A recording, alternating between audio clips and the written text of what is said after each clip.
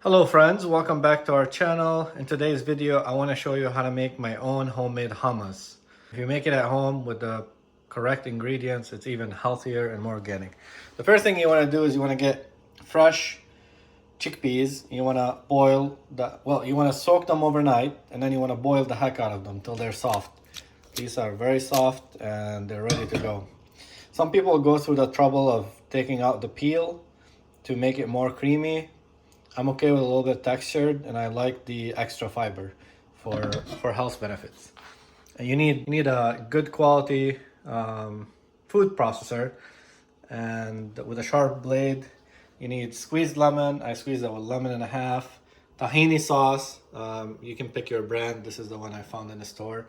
Olive oil and cumin and salt. Where's my salt? We're using what are we using today? I like iodized salt and sea salt, so that's what I use. You can use whatever salt that you like.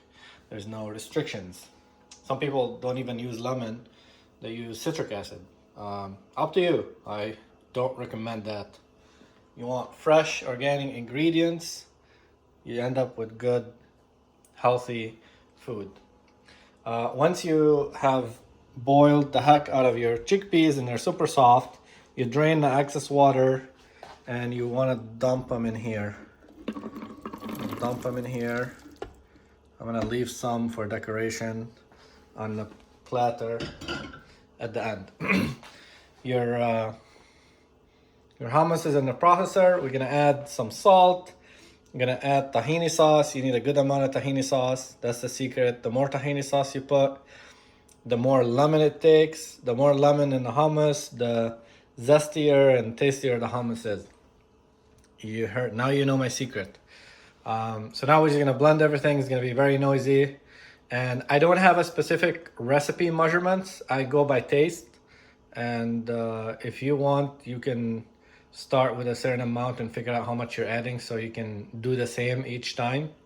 And it might be easier for you. I should probably do something like that so it's easier for me. But I just don't, and I go off the taste. Always remember, adding is easier than taking out. You cannot remove the salt. You can always add salt. You can't remove the lemon. You can always add lemon. So here's another tip. So now I'm gonna turn on a processor with some tahini sauce, some salt, and some lemon, and we'll come back. You don't need to be there for that noisy part. So we blended the hummus with the tahini and a little bit of salt, or the chickpeas, so to say, for a couple of minutes. We added the lemon in there already, and now we are adding crushed ice. This is another secret. Crushed ice or really cold water will help turn your hummus from its creamy or off-white color to more whitish color. So that's what the ice will do, and it's more just for the look. It has nothing to do with the flavor. And as I mentioned before, adding is easier than removing. So don't add too much because you can always add more, and you don't want your hummus to be a soup.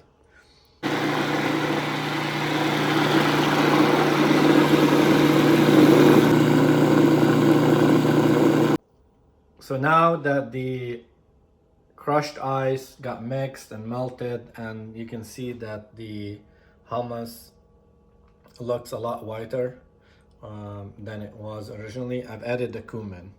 I like more cumin in mine. You can put more or less.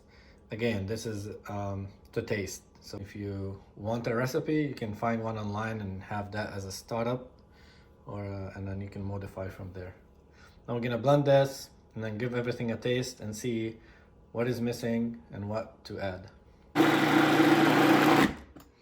So we tasted our hummus already once or twice, and we adjusted the salt.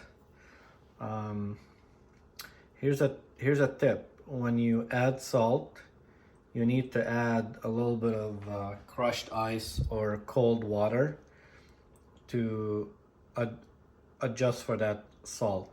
But you have to be careful. You can't keep doing that because otherwise your hummus will turn into a soup. So we're gonna taste it now. just to see where we stand.